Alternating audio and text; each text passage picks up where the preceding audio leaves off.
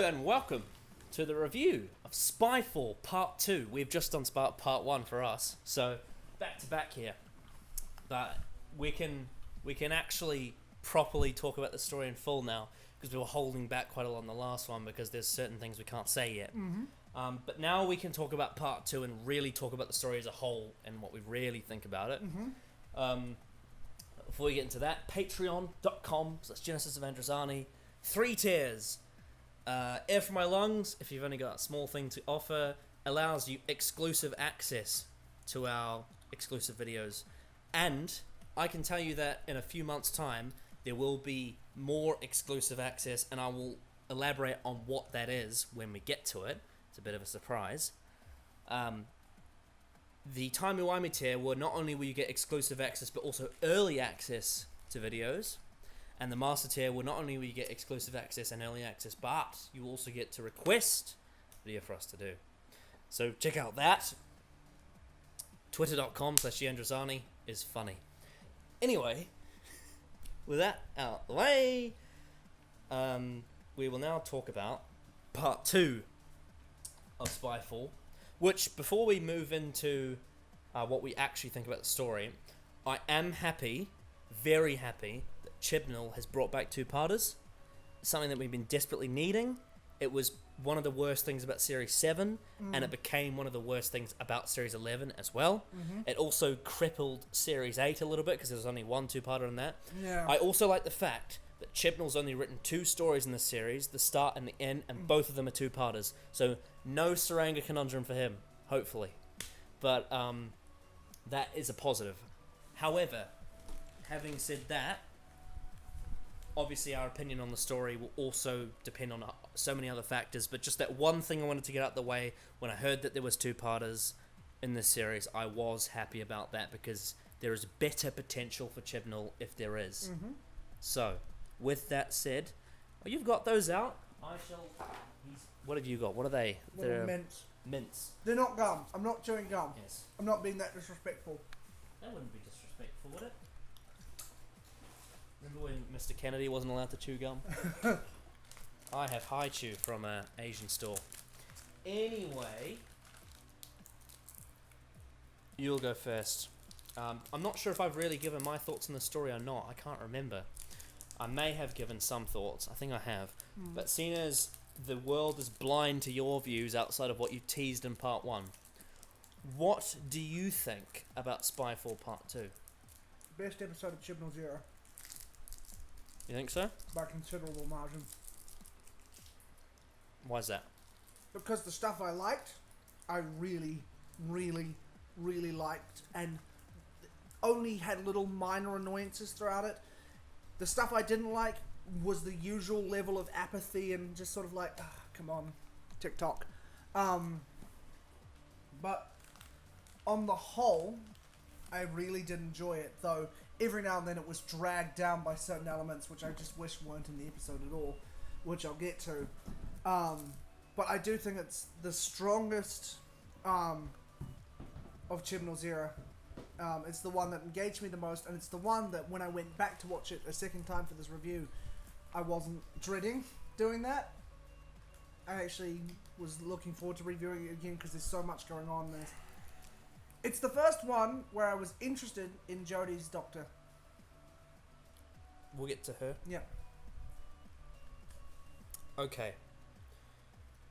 Interesting. I have very mixed feelings on this episode. Mm-hmm. So, there are 2 significantly different parts of this episode to talk about. Mm-hmm. One of them involves the overall story of Chibnall's era regarding the Master and the Timeless Child and Gallifrey and the Doctor. Mm-hmm. That part, I agree with you. That part was a highlight. Definitely a highlight. You could see in my reaction how much I perked up at the end. The last 5 minutes of this episode is the best Doctor Who we've gotten since the Doctor Falls. The best. It was very good. I will agree with that. That part was phenomenal. However, I found the actual Spyfall part of this quite disappointing. I agree. I thought that most of it was bogged down in exposition, despite the fact that we were traveling to all these different time periods.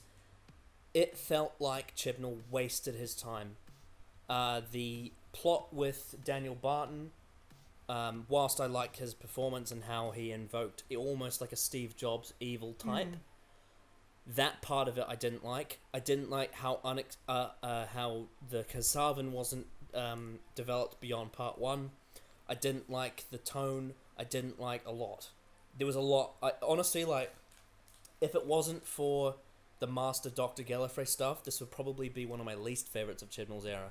I really, really didn't like the Spyfall part. I found that dull, uninteresting, padded, full of exposition with bad dialogue and clunky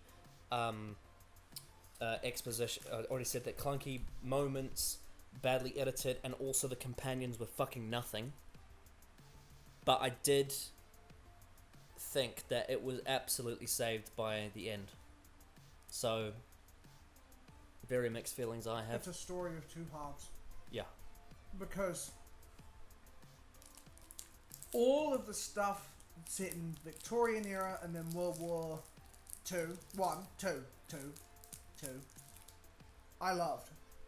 Like, there were little moments that sort of was like, eh, like, but those were kind of like nitpicky complaints. But on the whole, the dynamic between the Doctor, I've forgotten their names, but the two women she was with, was so much more interesting to me than any of the fam stuff in the previous season. Any of it. Which is why the Doctor should have a historical or an alien companion and not someone from modern day. Mm-hmm. Not 3 people from modern day.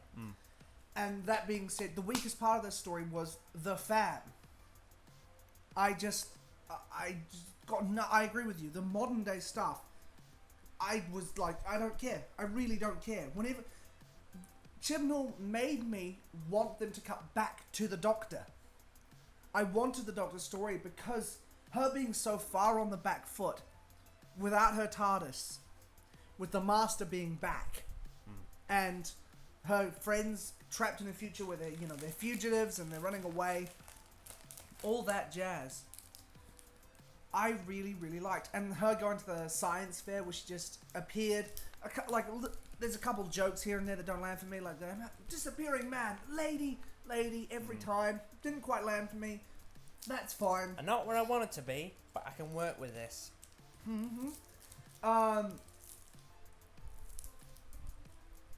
There's little bits and pieces that bothered me about the historical subplot.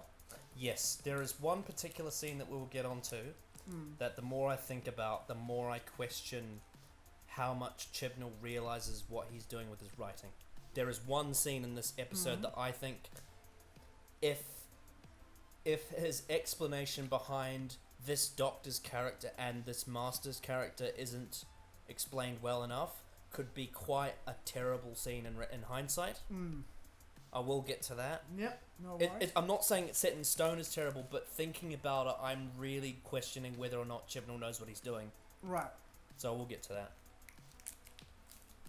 The Master is fucking great. I love this Master. He feels to me like a classic Master. He's just there. There are scenes, like in the first part, where he's very sort of twitchy and energetic. Don't like those so much. But I like the fact that the Master, when he was losing a sense of control, just tried to just choke out the Doctor. The fact that he's so volatile, I really like. I think one of the best scenes in this episode is the Neil scene. Because not only, obviously for the Master, very, very intimidating, right? But the part that surprised me about that scene was Jodie Whittaker.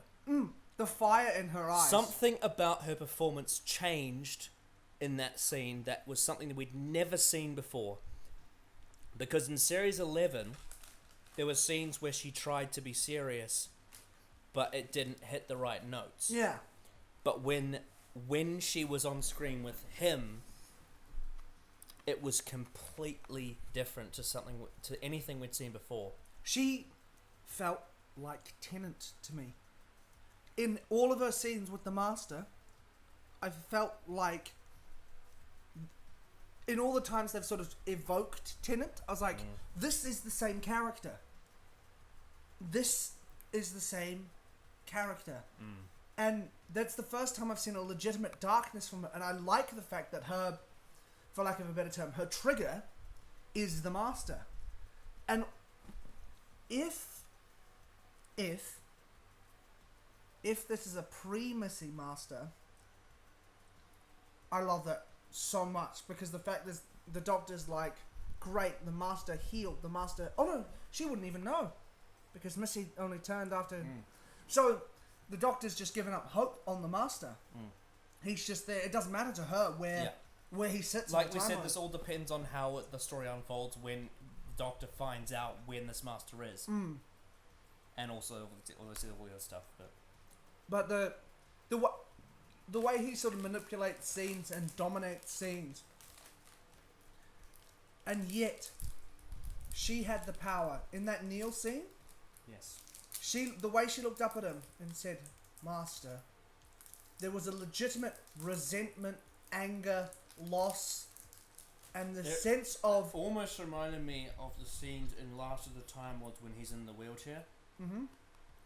Where that's exactly what I mean. Where she said, her eyes were basically saying, "Don't fuck with me. I'm gonna get out of here, and this will end. I don't have time for you anymore.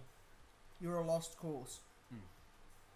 And then obviously there's the thing at the end where he's like, "By the way, I nuked Gallifrey." Yep. Where she's just like, oh, like it just like she has no words. She can't scream. She just can't. That last shot of Spyfall, you know, like firstly when she throws the little holocron thing. Also when she sees Gallifrey on fire as well. The direction of the final 5 minutes is superb. We had a conversation when we were watching Rosa with I think it's your uncle sitting in that chair. Yeah.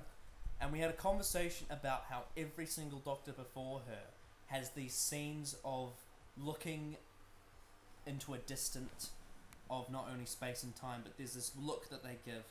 It's the look that the first Doctor gives before he regenerates in 10th Planet. Tennant did it a lot. Matt Smith does it a lot. Baker did it when he says, "I'm a Time Lord." Capaldi does it in almost every bloody scene. There is this look that the Doctor gives of almost like it's quiet despair, but is a very specific look to the Doctor that makes them feel old. And the first time we ever saw it from Jodie Whittaker was when she saw Gallifrey burning, and I was like, finally, she is the Doctor. That's exactly. Yeah. I loved Jodie in this episode. Yeah, so for all my problems with Spyfall, there is at least that. I genuinely, there were moments where the humour didn't land for me, but on the whole, I loved Jodie in this episode. I loved the 13th Doctor, because it started to ring true to me.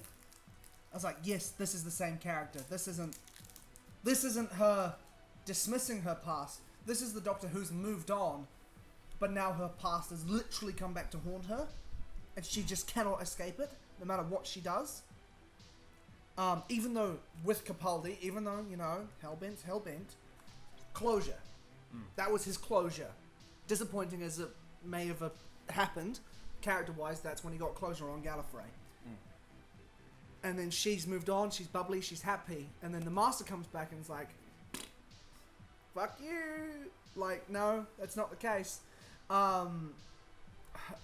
She's lost and angry, and that oh god.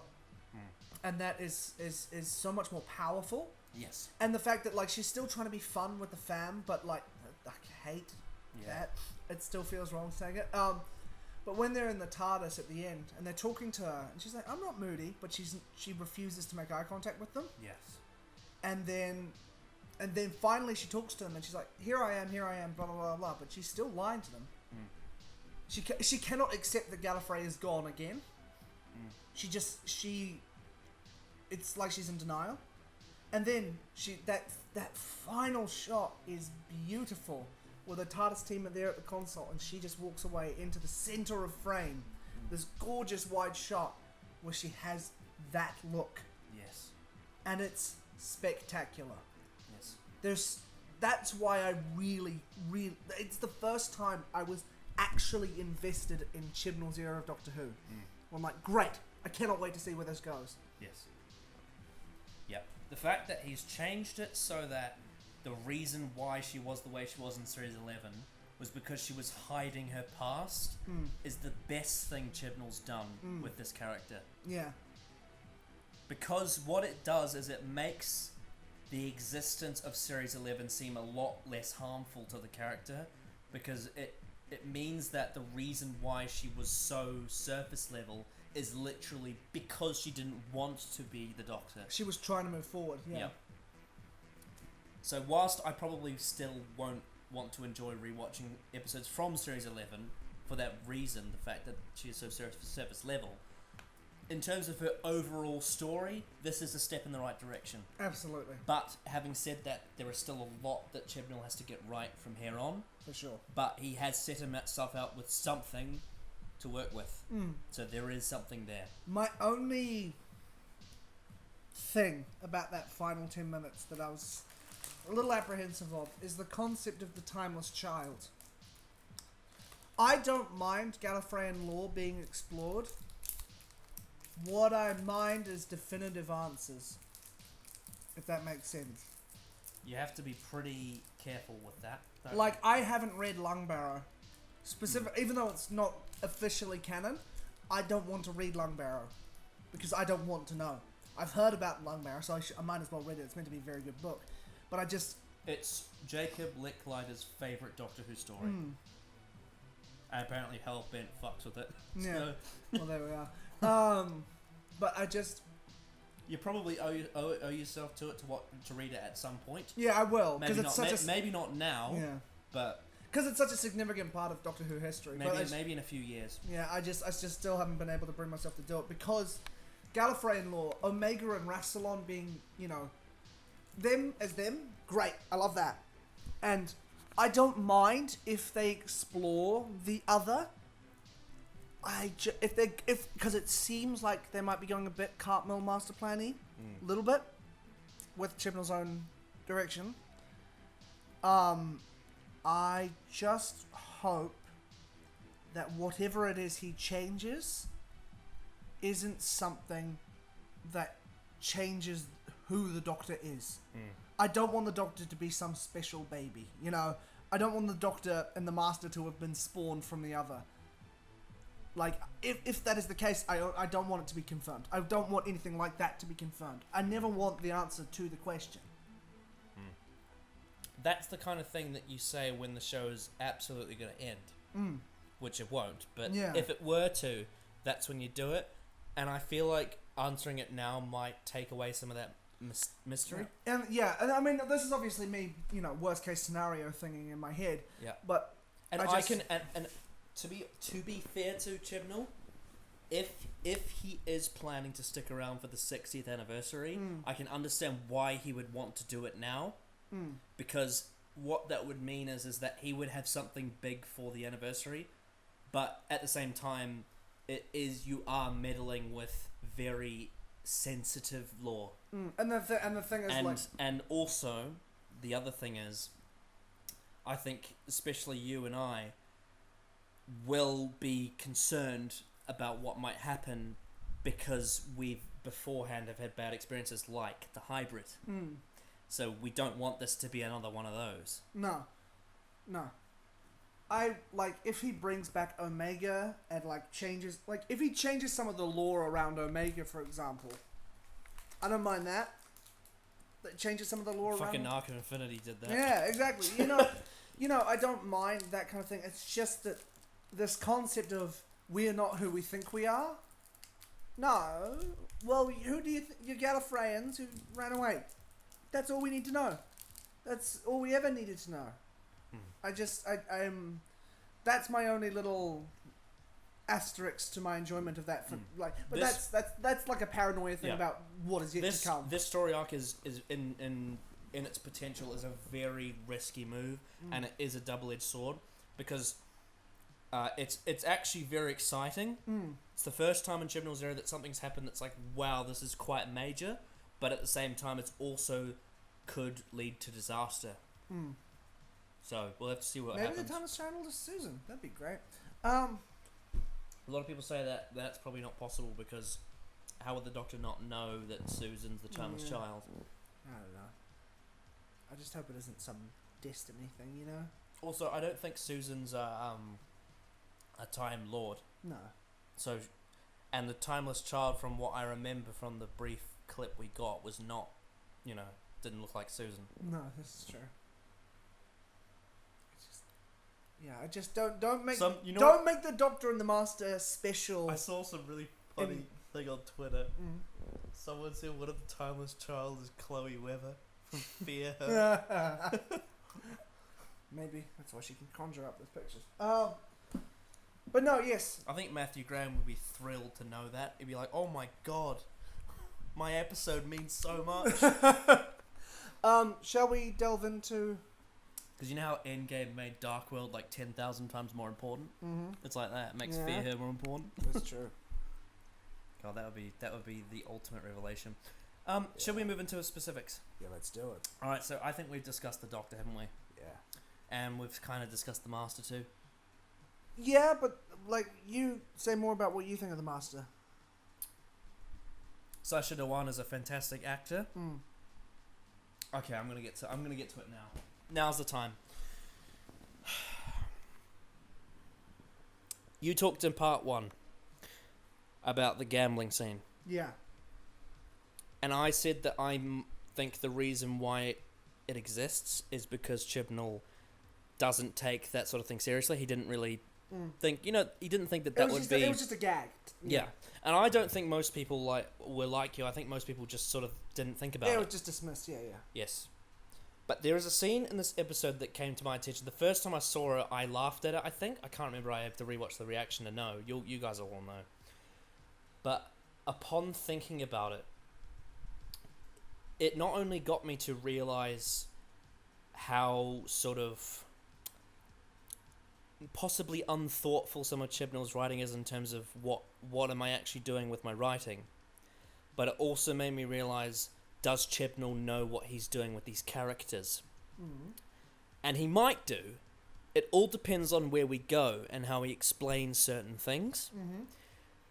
It's the scene where the Doctor exposes the Master to the Nazis. Yeah, actually, this did bug me too. Even to the Master... Sorry, you finish your point. Yeah. But, yeah. So, there's a lot to say, because I need to really dig through all the different things that people have said, because it's quite a divisive topic that I've seen on Twitter. But so, the first thing I want to get off my chest is that my problem with it is not the fact that it's racist. That's not what I'm saying. Because there's a lot of people who are like, oh, that's so racist. I'm like, no, because the Doctor is fully aware that the Nazis are racist, it makes sense why you'd use that as a tactic. I'm fine with that, because we're all aware, right, that the Nazis would react that way, okay? As a tactic, that works. But where I take issue with this is, firstly, ask yourself, would the Doctor be willing to put the Master at risk of death? Firstly, the Doctor as a character and the Master as a character. Secondly, the 13th Doctor as a character that we've seen so far, and the fact that it follows up what we've just recently got in Series 10, right? That's one factor, considering how the Doctor felt about the Master and Missy. Now, I got a comment from Game Trailer Prime on Twitter about this, saying that in his mind, the Doctor tried to get the Master and Missy on his side, and the Doctor falls, and from his point of view, that didn't happen, therefore, he is resentful towards the Master. Two things to say about that. Firstly, I don't believe that his resentment towards that moment would drive the Doctor to the point where he would want the Master potentially dead. And secondly, that's not how Chibnall portrayed it in the episode. Chris Chibnall portrayed that scene as if to say, "Ha ha, I trapped you." It was a very easy moment for him to put there. There was no... I too went and met the architect. Yeah. It was very much Yeah. like that. There was no implication of this is a serious moment that could lead to the Master dying. And here's another thing, right? If you come at me and say the argument is that the Doctor knows 100% that the Master would get out of it, then you are creating a situation where there are no stakes in the show. I don't think that's a good idea either. And I don't think that's what Chibnall's doing either. No.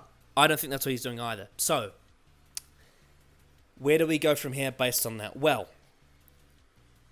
what I need to have answered is, what has caused the Doctor to be happy enough to allow the Master to be in a situation where he could potentially be killed, in doing so only being the fact that this is the only thing that the Doctor can do to progress the story. It's a very McCoy-esque thing. But the difference of that is with McCoy is it was set up that way. You can understand why he's doing the things he's doing, because that's where his character is directed. For me, I can't see yet that that's what Chibnall's doing with Jodie, and the reason why is because the way the scene is acted and directed and written doesn't actually feel like he's doing this to him, because I don't think Chibnall realizes that that's what that scene's doing. Imagine if the scene was towards the end of the episode and she'd found out that Gallifrey had been nuked by him.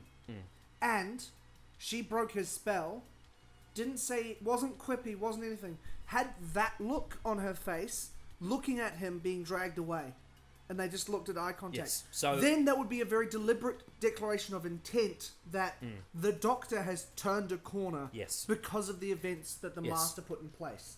Exactly what you're saying. There is a I'm not going to spoil it for you. Yeah. There is a similar situation of something that happens in episode 4 that I will bring up again. Yeah. Relating to her character and where her character's going. Yeah. Chris Chibnall needs to explain why Jodie is acting this way. If he realizes that that scene has implications of potential death. And if he doesn't know that, then he's foolish. And he's made a big mistake. The other thing is, he also needs to establish where the Master is in the timeline, and if he's after Missy, what happened, and why, and what's happened in between them to cause him going back to that point. But on top of that, even if you remove Series 10 from the equation, and you only include Chibnall's era as canon, say Woman Who Fell to Earth is the beginning of Doctor Who, there is still explaining to do, because we still, up to this point, have not seen this from Jodie Whittaker's Doctor before. It feels very inserted into the story. It feels very new, something we've never seen from her before. This kind of, I will expose you to the Nazis, and you may possibly be killed, who knows? Or tortured. Is something we've never seen from her before. And I don't mind this idea of the Doctor becoming more sinister, because we've seen it before, and we've seen it done brilliantly. We've seen it with McCoy, we've seen it with Tennant. Baker. Yeah, all throughout. There's potential there. It's been there the whole way through. The problem is, it needs to be explained, and it needs to be addressed. Otherwise, this moment will recognise a point in Chibnall's writing where it falls. Yeah. And that's what I've got to say about that scene. No, I agree. That did bug me when I first saw it, that it was done so blasé. Because even, especially 13, what we know about her is she stands for hope. And positive. Except for in the Ghost Monument. Except for in the Ghost Monument. But excluding that, overall, she's a symbol of light. That's what she stands for. That's what she is. That's what she's trying to be. And something as dark, it just feels weird. It just, I don't think that scene's going to be explained, because it's just sort of like, I've had the roughest 72 years, blah, blah, blah, blah. Okay, so the Master escaped the Nazis. Great, cool. That still doesn't feel right. That she would do that to him. Like, it almost feels like to me, like, I know this is not true, because Chibnall's not an idiot, but it felt like Chibnall doesn't actually know what the Nazis are, based on how he wrote that scene. And comparatively, it's not like Moffat either, because when Moffat wrote Let's Kill Hitler, he was literally writing a parody of the Nazis as if to say, this is all a joke. With Chibnall, it actually feels like an accident that this has happened. And like, you could even have had the Doctor say, "You've got 3 minutes. You better move." Like, you know. So the Master, has to go away from the Doctor so she can get away. Something.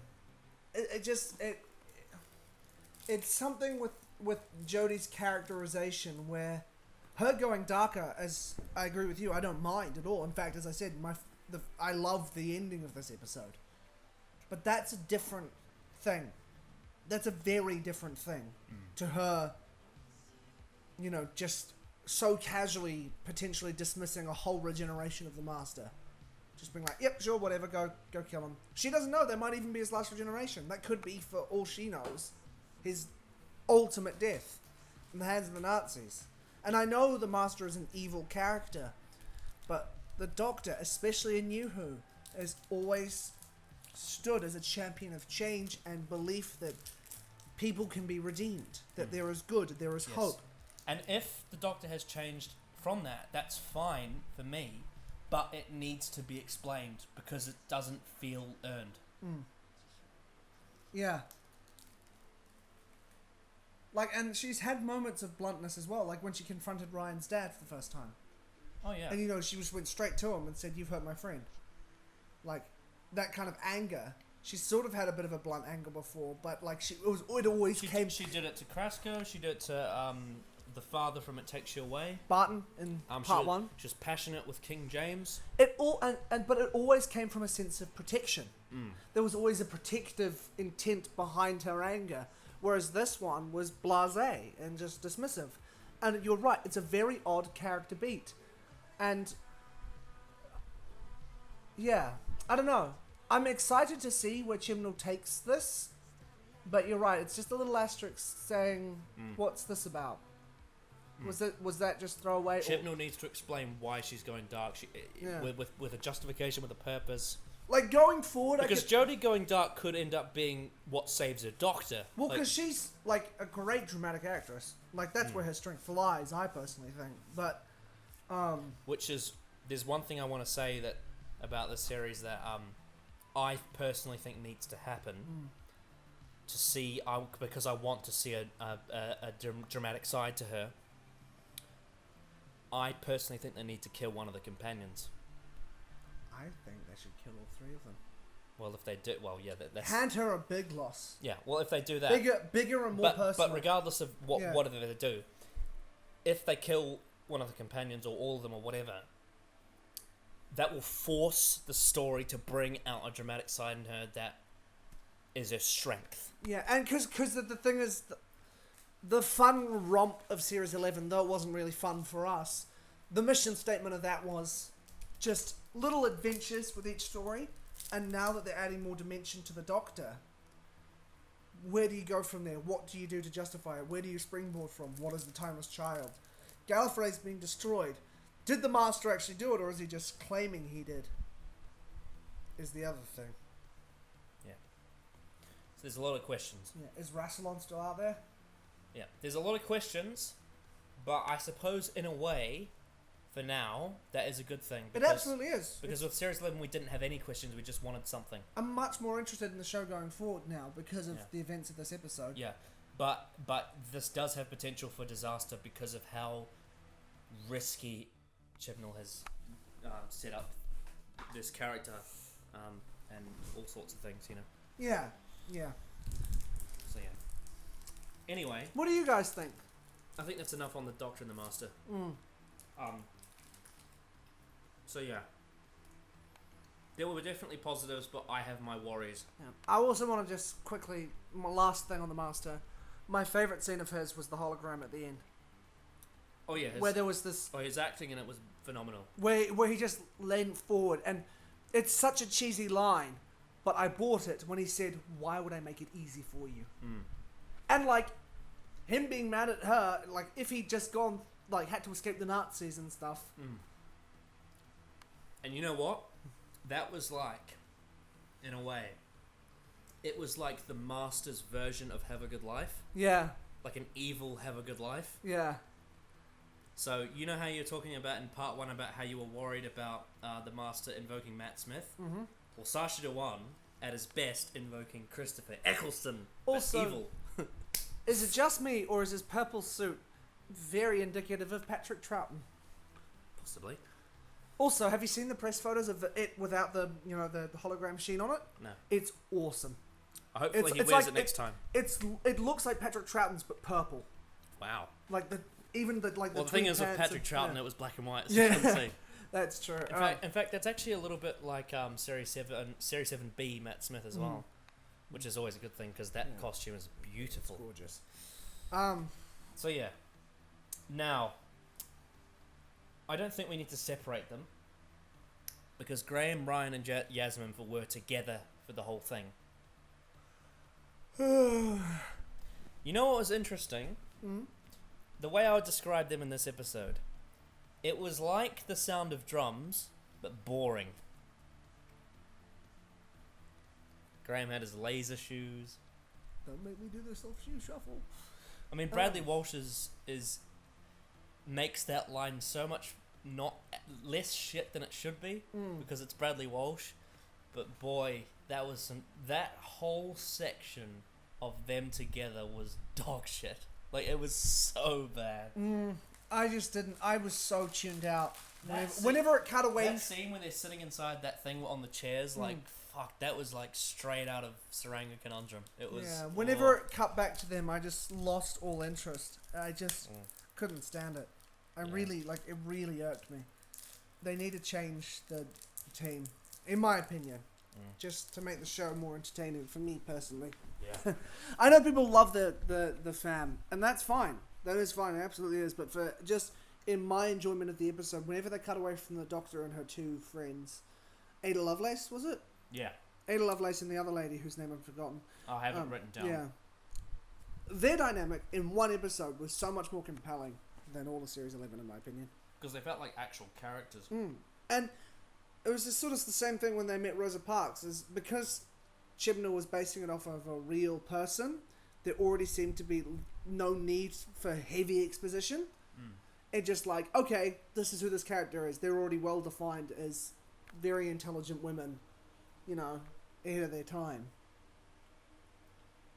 And it just... I'm hoping at some point we get a few Jodie episodes when she has no companions. Like, you know how David Tennant did at the end of his era? She needs a Waters and Mars. Oh, boy, yeah, and a Heaven Sent. I actually will say something. Yeah. I was thinking about a potential story for her. I've been thinking about it for about 6 months. And I won't go too deep into Orphan 55, but it's to do with the Russian wasteland. And when I saw that Orphan 55 was Russia, I was like, I mentioned in the reaction, I've been thinking about this for a while. So I have a concept for Jodie's regeneration story. It would be like similarly to, almost structurally in a way, to Heaven Sent. But you know how in Orphan 55 they talk about global warming, right? Well, I was watching, I can't remember if it was documentaries or it was just a YouTube series, but I've always, as a kid, was always very like, what is the Russian wasteland? And no one ever told me what it was, because it's one of those sort of great unknowns in the world, weirdly. It's like almost like a cold desert. And I did a bit of research the other day because it just crossed my mind again for some reason. And I found out about permafrost and the theories and stories about like diseases that are hundreds of years old that are held in the permafrost, right? I have an idea of what if Jodie Whittaker was in a story where, like, the cliffhanger before her final episode was her frozen in the permafrost. Yeah. In the past. Yeah. Because you know how, like, under, like, before the flood has, like, past, future. What if she was in the time period before the Russian wasteland froze, and she got frozen inside the permafrost like Captain America did, and she came out of the permafrost when global warming melted it, and she was there for, you know, to face whatever came after. Obviously, Orphan 55 would kind of fuck with that now, but what if the final threat happened when the permafrost melted in the future, but what caused her to regenerate with the diseases inside it? And I just have this vision in my head of her like just stripped down with like cuts all over her, with like on the ice it's freezing cold, but she's fighting through it, almost like Heaven Sent. Holding on to what is left of her hope. Yeah. Yeah. I just feel like in my head, like, that's the kind of thing that Jodie Whittaker would need to really win me over. A really, really unfaceable adversary. Yeah. So when it was revealed in Orphan 55 that it was the Russian wasteland, I was a bit piffed, because I was like, fuck, that's something I would want to do. But you never know. Yeah. Like, for example, if say, for example, Chibnall and Jodie stay until the 60th, and just in between then, like, I win lotto, go to England and become a writer and write for the show. Who the fuck knows? Like, it's just a dream scenario, but, like, what if Orphan 55 sets up that story? It's just this thing I had in my head. Yeah. So, but regardless, that's never going to happen. But using that example, that's the kind of thing I want to see from her. She needs more time by herself, or with one, maximum two side characters who are really well defined, who aren't this team. Yes. But I do like the idea that her second season is questioning the foundations of their friendship. Yeah. Because the first season is all like, oh yeah, we're very, very chummy, and she sort of wooed them into the sense of security by like, look at what I can do. I can travel through space and time. Isn't this cool? They're like, yeah, this is awesome. I've never experienced something like this. But then in the second season you realise, no. She's been just sort of, jangling the keys in front of the baby. She just wants company. She just wants they're just a distraction to her. Like, she does care for them. Which is actually, it's interesting because I saw a comment from Game Trailer Prime about how much Chibnall is making this series very similar to Series 3. Because the Master's back, the Jadoon, there's a whole bunch of stuff that's very similar. Like that, with the 10th Doctor and Martha Jones, him dangling the keys. Yeah. Because he wants companionship. There's a similarity there. Yeah. And I think that's really interesting. The ideas that Spyfall Part 2 sets up, there's so much potential. The issue is, all the non-Doctor related storyline is really dull. I just did not click with the companion storyline. Also, if my Egypt story idea that I picture in the Advent calendar, if that works out, I should probably set a challenge for myself to do that Permafrost story. Do it. So, anyway, I don't have anything to say about the companions. Neither. Nothing negative, nothing positive. I just didn't. I just thought some of the dialogue in their scenes was pretty bad too. It was, there was some wonky bits and pieces, but like nothing that jumped out at me. I just sort of nothing did. Now, for me, the most wasted character in this episode is Daniel Barton. Yeah. Because apart from that one scene where he feels like an evil Steve Jobs or like Iron Man from Civil War, he's barely in it. Although there is that one scene with his mum. That was messed up. However, if Chris Chibnall had built this story better, his mum would have been in part 1, and we would have gotten to know her, and then he would have killed her. Maybe Yaz and Ryan should have gone to visit his mum first to get a profile on him. Possibly. And then we get to meet her and realise their relationships are strange. Yeah. Or even the Doctor going to visit her. Yeah. This should have been a 3-parter. Yeah. I just, yeah. He has a presence, but he's just not. And again, for what he is sacrificed instead of, what's used in his absence, Sacha Dhawan's Master, I don't mind. Because that version of the Master I find really interesting, and I want to see more of him. Daniel Barton's great, but I feel like there's a clash where it's like, have one or the other. You don't need both in here. They're just stealing oxygen from each other. This, to me, Spyfall feels like 2 stories that have been blended into one. Yeah. And it kind of fucks with the structure. Yeah. One really, really cool story that I love that Doctor storyline where she goes and meets those women and faces off with the Master, who has more to tell her. And then there's the modern storyline where it's like, technology bad, society is the phone, It reminded me of the Power of 3 a bit.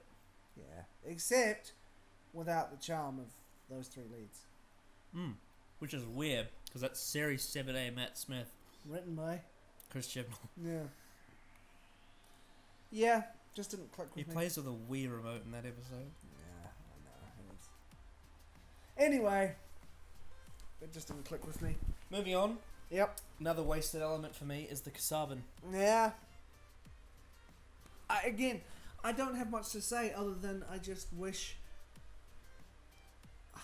I wish there was more connectivity between the 2 storylines. I know there was the statuette that the Master designed and blah, blah, blah, blah. But... The Kasavan... What if they started taking over in modern day? What if the companions failed to stop it, and then the Doctor had to come and not, reverse time, but like reverse the damage that they had done already and send them on their way? Yep. By doing something, sacrificing some people or something, causing damage, but for the greater good. So then she has more of a moral quandary, Just something like that, where there was a bit more interconnectivity between these 2 storylines. But the Kasavan, cool conceptually, but kind of wasted. They were just there. It wasn't like the Toclafane either, who were kind of a parody of these kinds of villains. A very sick, twisted parody. Where you're like, oh yeah, they're just For fun! I love that scene, man. I love that story. Love that series. It's so good. Come on, Jake. Come on. Very soon. Yeah, He's gonna get there. Spoilers. Hopefully. Yeah. You never know. Yeah. It just didn't quite gel. Yeah. I wouldn't mind seeing them again, so long as they're given some more to do. I'll have more to say about them when we get to the plot part. Yep. So you said you really liked Ada Lovelace and Noor Inayat Khan. Yes, I did. I really, really did. More so Ada Lovelace, just because we spent more time with her. But I just liked how the Doctor meets these incredible, brilliant women. And Charles Babbage. And Charles Babbage. And it's through science and learning and it just harkens back to, bloody Noel B.M.'s Sydney. Oh yeah. His whole mentality, his whole mission statement of Doctor Who, where it's educational and it's encouraging science and learning and all these great things. And I just love, and also the characters, I was endeared to the characters. The fact that Ada Lovelace, her interpretation of the Kasavan's world was wrong. They weren't her guardians, but she found a way to rationalize it in her head. She wasn't right, but she wasn't scared because she was like, okay, they haven't killed me, so obviously there's some security here. And then she was the one who was able to guide the Doctor out of there, even though, she's like, come with me if you want to get out of here, otherwise you're going to be stuck. And then they went through, and just her, I felt more of a connection between her and the Doctor than Ryan, Yaz, or Graham. And then the other lady, she's much less significant in the plot. She only sort of comes in the latter half. But the dynamic between the three... I think the strongest part about the second character, I believe it's Nonya Khan, right? Yeah. I think the strongest part for her is not only the situation she's in, but the actress who plays her. She, again, talking about Lenny Henry, she fits the tone of the story. Absolutely. And so that character should.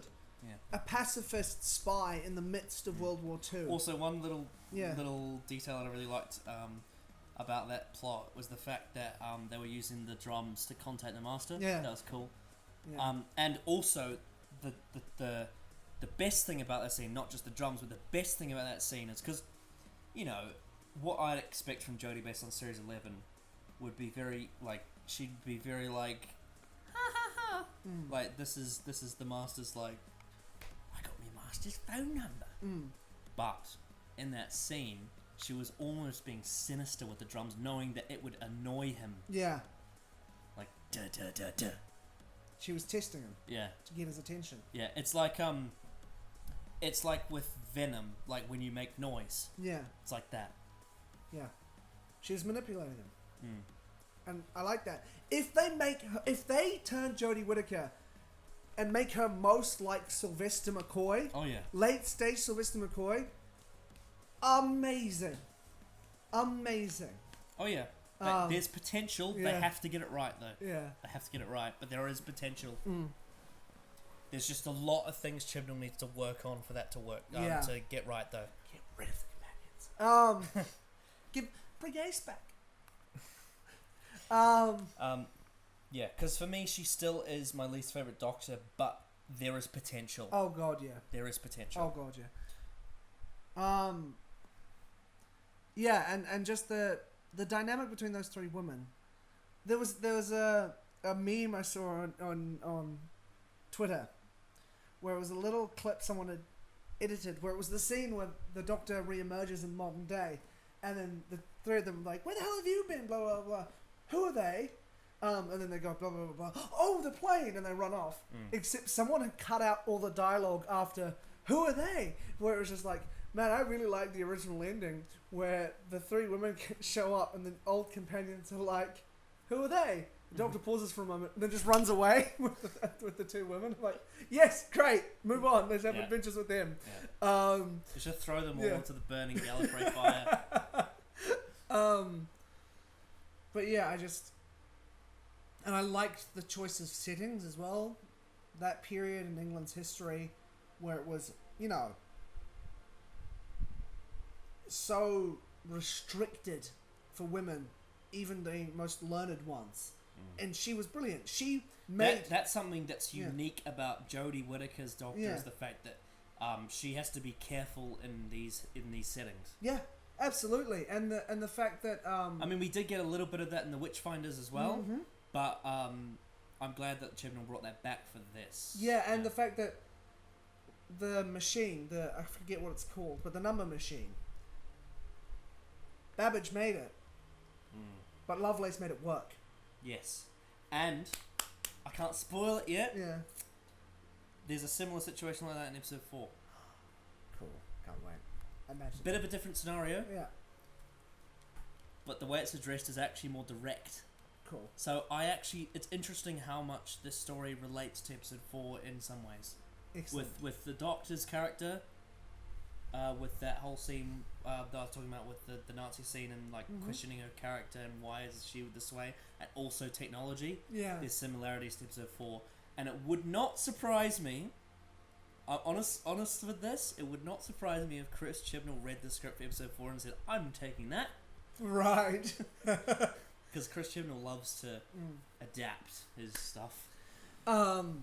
Anyway. But I just particularly Ada Lovelace.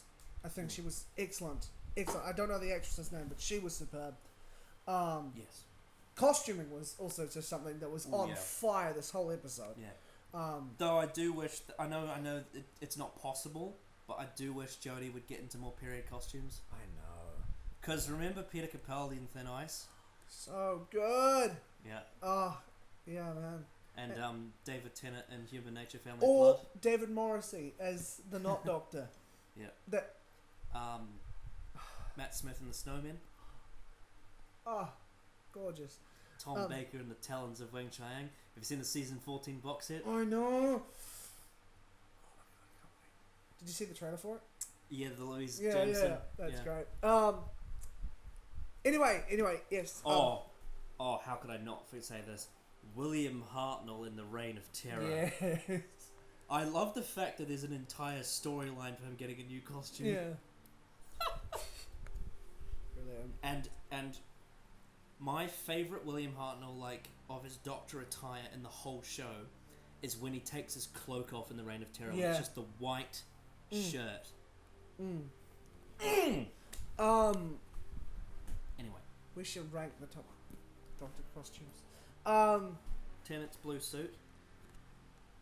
Probably. What should have been Colin's suit, which was a dark blue velvet. Yes. Yeah. But instead they gave him the Technicolor dream coat. Yeah. Anyway, Technicolor. But I just the historical part of the story I really liked. Obviously there was that moment where she should have used a different method of escape to get away from the Master. But the Doctor just her being a tinkerer and her being surrounded by this very significant woman in the history of science. Two significant women in the history of communication, because obviously Ada Lovelace was much more of a scientist as far as I'm aware. I love that. I love that story. It had that positivity and there was tension to it, and there was some weird directing choices, like when the Nazis shot up the floorboards. I was like, they should be totally dead. So the problem I have with that storyline comes down to the problem I have with the overall story. Is too much exposition, and obviously the humorous moments were for me, and that for me bogged down those parts, because I think whilst I agree with you on some of the points you made, I think it could have been better. Oh, absolutely, it could have been better. It absolutely could have been, but I just because I watched this. And also I will also say, at the end of the day, we'll get more into it when we get to the plot part. But at the end of the day, those scenes, whilst in isolation, have a lot of positives. I think where they lead to at the very end of the story, I don't think pays off well. No, the payoff isn't great. That they just show up at the end and like, I got to redo the plane and stuff. Yeah. There's a lack of connectivity between the two. The companions just shouldn't have been in either two of these stories, and then the Doctor should have said goodbye to the companions at the end of Series 11, and then first Spyfall episode, we meet the new companion. And he's the companion for that whole episode. Surprise! He's the Master. Bam! Back to Victorian London without your TARDIS. So much better. And after the Doctor sees Gallifrey burning, she's in such a state that she goes and gets her old companions back. Yeah. There you are. Yeah. You did not need the companions in this episode. Especially with the... Also, did you watch the advent calendar video I did where I restructured some of the series? I didn't finish it yet. But Series 9. Mm-hmm. Series 9? Watch that, because I do the exact same thing with that. Right. Yeah. Okay. Yeah. I'll check that out. Watch that one. But yeah, there was a lot I genuinely loved about it. The reason why I say it's my favourite of the Chibnall era is I think stuff like It Takes You Away is probably a better overall episode. Even though it's whack, and that's part of the reason I love it. I just think Spyfall Part 2, the highs for me, I was actually invested in the character of the Doctor.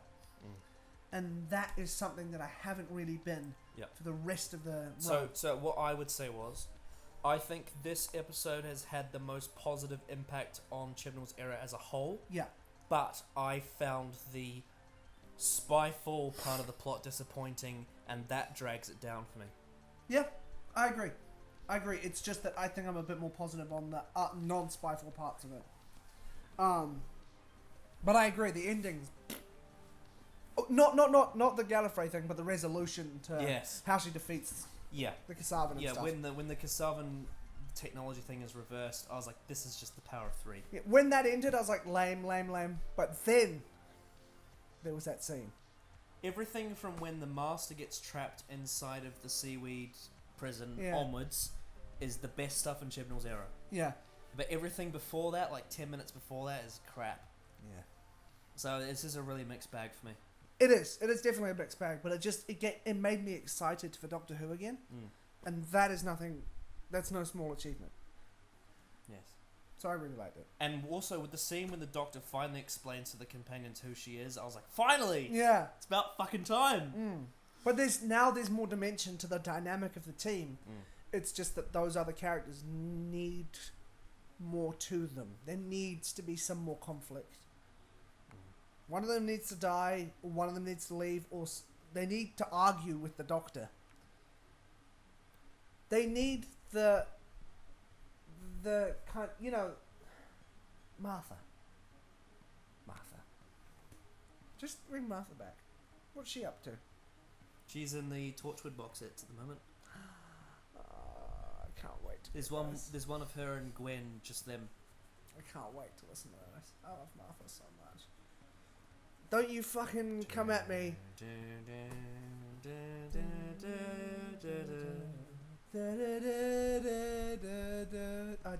Did you watch any of the 10th Doctor debate? Oh, yeah, but I fell asleep. It's a long video. It's about 4 hours. Yeah, put it on just before The most contentious part was the Martha section. Really? Yeah. Yeah. Well, I'm glad you and was Callum. Yes, me and Callum versus Lord Slar and Security Kitchen, aka Joe Morgan. Yeah. I was actually quite surprised that ended up being it. Yeah. Because I'm glad you were. I don't want to send you off on like a big rant, but the line that surprised me the most was when Joey said, and you're gonna hate this, when Joey said that the dynamic between the Doctor and Martha was worse than the Doctor and Rose. And I was like, and I wasn't prepared, because everything else that we said in that debate, I had already thought of in my head, because I'd already known of things they'd said before, and I had prepared to answer those questions, and we had quite a few discussions. But when he dropped that, I was like, what? and I think it actually honestly left me like very clueless as to how to. It was a sucker punch. Yeah. How to tackle it. Yeah. Because that part of the argument led into a big trail of like disagreement, in the sense that Martha's great and they've got to deal with Dylan basically said to me that because I like that storyline, I'm a psychopath or a sociopath, and I was like, oh my god, okay, we've got a big problem here. She's the one who claims back the power. That's the whole point of this. Anyway, we'll wait for the Series 3 reviews of Jake. Oh, yep. That's when we'll talk about it. Yeah. And I think once I've watched the episodes, like, actually watched them in full, I will be able to justify my points better than I did in that debate, because I was really caught off guard. Yeah. And I was like, shit, I need to really quickly remember everything from that series. Yeah. Otherwise, I'm going to completely fail here. So yeah, that was a big bombshell. Anyway, back to Spyfall Part 2. Mm-hmm. But yeah, I can't fucking wait to get to Series 3. Because there's so much you have to, like, get off your chest. Yeah. Fucking, I know I've said before that Series 1's my favourite, but most people are on board, aside from the Slovene, most people are on board for a lot of the popular stuff in that series. So even though I did have to dig up a bunch of stuff that I think is underrated about it, I didn't have to do a lot of heavy lifting because a lot of the praise is already there. And I could just basically explain why I love it. With Series 3, though, like, we really need to, like, be like, no, listen here. Because there's a lot to say. There's a lot to say. About every episode. Yes. Now, any other characters you want to talk about? Charles Babbage, maybe? It was fun. And it was good to see, I like historical figures in Doctor Who. I just have a soft spot for it. It's a bit like Charles Dickens, except he wasn't in the story as much. No, he wasn't as significant. Yes. Now the plot. The plot of Spyfall itself for me is the weakest part of this episode. Yes, absolutely, I agree. Like the part that the stuff that was in the modern day was kind of shit for me. And that really did disappoint me a lot. Yeah, as I said way back when, at the start of this video, there's a sort of lack of cohesion for me between the two. Even though I know they are separate and that's quite difficult to do, but the way things wrapped up, I've seen that this comparison's been made before, but the fact that it's compared to the Curse of the Fatal Death couch scene, say hello to the couch of reasonable comfort. I agree. It's that... And it feels cheap. It doesn't feel clever, the way it's resolved. So that kind of lessens the impact of the cool historical stuff already. But the cool historical stuff has all the master stuff and Lovelace and all that I really like. It's just the conclusion's naff, but then after the conclusion, it's great. So it's a mixed bag across the board. So in regards to Chris Chibnall as the writer, the stuff that pertains to the overall story of this era was great. The stuff that pertains to just this story, I didn't like. Yeah, that's all I've got to say. I agree. I like the overall direction this is taking. I like the setup for the new arc. I like the darkening of her doctor. Her potentially going forward, questioning her morals. I like that. And of course, Gallifrey. And Gallifrey, the bombshell of Gallifrey. First time that Chibnall made this show feel connected to the rest of it. Yeah. He did more in 10 minutes than he did for the whole of last series. Mm-hmm. And I think that may have been very deliberate. Because he's talked about a 5-year plan before. Which, 5 year... Hang on, where are we now? 5 years. Well, the 5-year plan would include the 60th. I think, honestly, he's going to leave after the 60th. Yeah, I think this whole thing, he's going to build to the 60th and... I think there'll probably be maybe a special or 2 episodes after the 60th, because obviously 60th is November. Yeah, so there might be a bit like yeah. Time of the Doctor or End of Time, where it's after that, and that'll probably be Jodie's end. Yeah. Hopefully, if she stays for that long. I know it's surprising I'm saying this now, because I wouldn't have said this last year, but now that there is this potential for her character, I want her to stay because I want her character to be developed over the next few years to the point where Series 11's downfalls does not dominate her character. I like the idea of her falling from grace and then having to come back up just before she regenerates, going back to being that hero for children. Yes. And allowing Jodie Whittaker to show her range as an actress and there's so much potential going forward and Chibnall is a fan of the show. That's so abundantly clear. So if this whole Timeless Child thing is building to the 60th, and I mean, like the end of Day of the Doctor, Gallifrey falls no more. There might be something like that where it's like, okay, this has shifted everything. After Chibnall's left, that carte blanche, whoever's in charge now can do whatever they want going forward. If it's something like that, great. Absolutely great. Also, yeah. I know there's some people that will disagree with this, Moffat Era fans specifically. There is a little sinister part of me It's glad Gallifrey's gone. that's glad that Chibnall set Hellbent on fire. When I saw Gallifrey in ruin, part of me was like, oh no, the missed potential of stories to be set on Gallifrey. Then I was like, actually, Chibnall, also, thank you. Also, there is one positive thing he's done to slightly improve Hellbent. Yeah. He's confirmed that Clara did go back and die. Yeah. So there's that. Moving on from that, this episode was actually directed by someone else. Which was a smart move because the first episode was much more action-packed. And modern day. This one was different.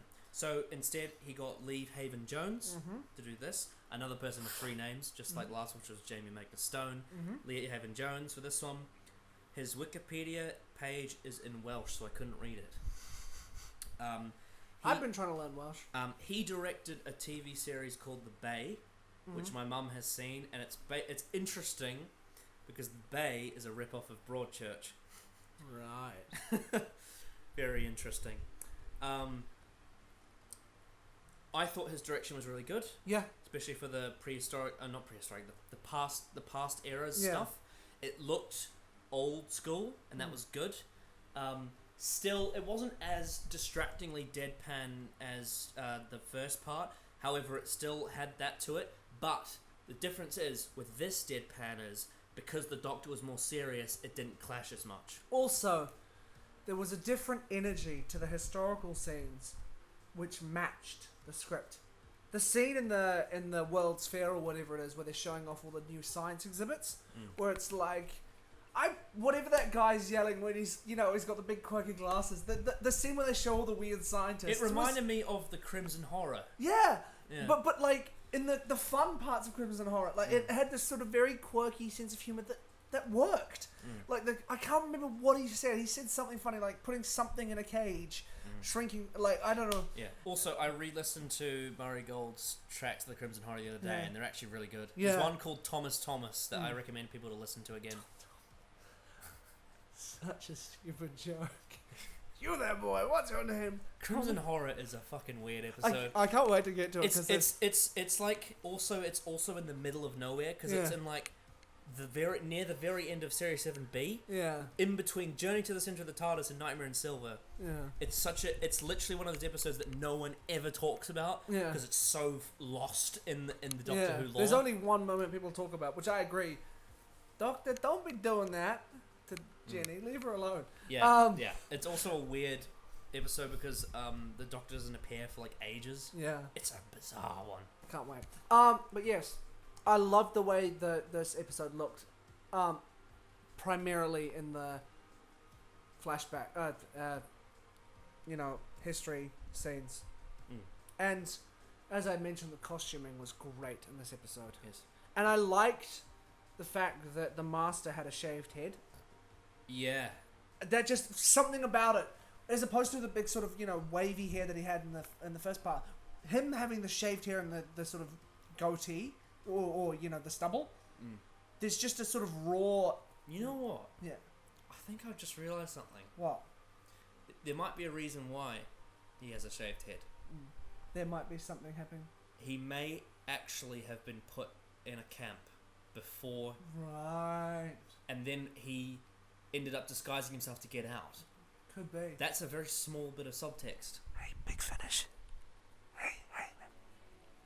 That's free money right there. Big Finish. Go on. Nazi Master and Permafrost Jody. There you go. Do it. Big Finish, do it. He's worked with Big Finish before. Yeah. So the direction was good, yeah. Yeah, I liked it. Actually, I will say, I forgot to mention, there's one shot from this story that I think is the best directed shot. It's one of the best directed shots in the entire show. Wow. It's the scene when Daniel Barton walks into that room and the door opens and it's this long door and it's a silhouette walking to the room. Yeah. I reacted to it during the reaction. I was like, holy shit. Like, it looks like a film. Do you know the shot I'm talking about? Yeah. Oh, more of that. I also love the there was what was it? It's not the best shot in the show though. That's the from Heaven Sent. Yeah. When, as many people pointed out, the simple fact of the TARDIS turning blue because it's sympathetic to the Doctor. But that shot, after she throws the phone, it's just that wide shot of her alone in this very cold TARDIS. There's some great stuff in this episode. And Chibnall making Jodie vulnerable is exactly what he needs to be doing with her because it's something that you don't get with other Doctors. Yeah. Making her Doctor, not only obviously because of the past eras and her being a female is a factor, but the fact that she's not physically threatening, she's sensitive, she has a lot of baggage. That stuff is what you need to give a character. Because her being in Series 11, being that up-spirited, very childlike figure, that having a consequence when bad things happen is exactly what he needs to do with her. Make her grow. Yeah. Have mistakes happen. Be that the fact that she's like, I'm not a tall, angry Scotsman anymore. I'm not, the David Tennant jumping out of a plane. The oncoming storm. The oncoming storm died in Hellbent, and I don't mean that in a sort of like randy. Oh, Hellbent killed it. Like the intent of Hellbent was to resolve that, and the oncoming storm was finished then. And how does she deal with that? She's moved on. Yeah. Except the universe hasn't. The universe still expects her to be this. Yes. And she doesn't know she can. Yeah. There's, again, so much potential for her character to grow. Yep. Anyway, moving on. Sagan Akinola. Great. Yes. Great. Great, and he didn't have the problem that I had in part 1 because there wasn't a James Bond scene in it. Yeah. It was atmospheric. It was metallic. It was synthy. It was bassy, but it was also old sounding in the past scenes. Yeah. During the Crimson Horror bit, it got a bit interesting. Yeah. The Master's theme is really good as well. Yeah, good, very solid. He's very consistent. He is. Yeah. And the good thing is about Akinola as opposed to Murray Gold is that after the series is over, he always releases the soundtracks like a week after. Yeah. We still need Series 10. I know. But that's all I've got to say about it, really. Yeah. So, viewership 4.6 overnight, 6.0 total, so down a little bit. It's still respectable. Yeah. If it gets a bit lower than this later in the series, maybe down to 3, it still wouldn't be too bad. No. Yeah. The point where we maybe need to worry is if it went to like the 2s, because that's below like Eaters of Light, which might be a bit low, but it's still okay. Yeah. Yeah. It's still strong, especially because you can't compare it to the viewing figures of Tennant's era because TV is watched much less now. In fact, I don't watch these on broadcast. I watch them on streaming. We have a local on-demand service. So do I. And it's just easier for me that way because I don't have to get up at 7 a.m. to watch it. Or if I'm working, because it comes out on Monday for us, I'll be off to work by then anyway. So it's just much easier for us to watch it that way. So those viewing figures, there's just so much other media out there and other ways to consume media that it's nothing to worry about. Yeah. Okay. Conclusion and rating out of 10 for Spyfall Part 2. Really, really, really messy, but the highs were so high for me. So much potential. This may change going forward. But right now it's a 7.5 out of 10. Like, it comes close to being an 8, but there's just a lot of cut out all of the spy stuff in modern day. Yeah. So just questioning. Yeah. I would assume that means. I mean, I know mathematics is a bit wonky because with you and especially Jake, ratings out of 10 don't stay consistent. No. Last series you gave Rosa an 8. I think I'm assuming that either means that Rosa's gone down or it means that your rating system for the different kind of episode is dependent. Yeah. Rosa, I think, is a better episode on the whole because it's consistent across the board.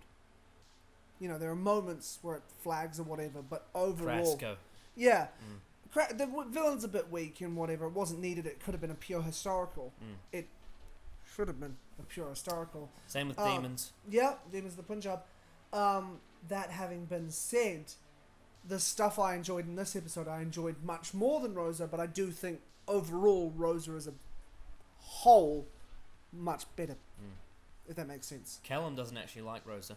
I've had a few conversations with him. He doesn't like the dialogue. He thinks it's forced. Okay. Yeah. I mean, I will say what is forced about it is the song that plays in the bus. Yeah. No, never mind. -2. No, I'm kidding. But also the thing about Rosa is the dialogue does work for me, but also I don't have to deal with that kind of prejudice, so it's not something. It's not. I can't say how truthful it feels, to that, to living that experience. But I do like the episode. But I just think Spyfall it's just Doctor Who again. Spyfall Part 2 felt like Doctor Who to me. I was like, great, cool, I love it, but it's a huge mess. Yeah. If that makes sense. Yeah, so Spyfall is very 50-50 for me. Yeah. I thought the Doctor, the Master, and the Gallifrey stuff was the definite high point. So that part bumps it up in some ways. Yeah. However, I find the other element, like the Lovelace and Khan stuff, that's fine. Yeah. I'm fine with that. Everything else was really disappointing for me. The modern day stuff with Graham, Brian, and Yaz, the Kasavan, Daniel Barton. There are a couple of little positive moments, but that part really disappoints me. The Nazi scene is a big... Even though I do realise it's only one small moment in the episode, it does loom over it for me because it's something that I do think about negatively. So for me, this is overall a very mixed bag with high highs and low lows. And whilst I certainly think this has breathed new life into the potential for the show in the future as a self-contained episode, this is not, for me, the satisfying ending to the two-parter that I wanted. So unfortunately, despite the fact that I really like the ending, I'm going to have to also give this a 6.5. Fair dues. And the main reason for that comes down to the single standing plot of Spyfall, which I just didn't dig, really. It's just... really was quite disappointed by that part. So yeah. But still, it's not bad. But yeah. And also there were a couple of, like, the things I complained about part 1 with, like, the dialogue, exposition, and humour. Some of that did carry over to this too. Maybe not as often, but it was there in parts. So yeah. Just think, whilst the overall story certainly has potential going forward, Chris Chibnall's single-standing Doctor Who still isn't for me. But you never know, maybe his finale two-parter will be more interesting. There's a lot of potential there. There's a lot of potential. So, with that said, unless we've got anything else to say, we can wrap up this video. I'm done. Nothing else to say? Right. I'm done. Well, we'll see you next time for Orphan 55.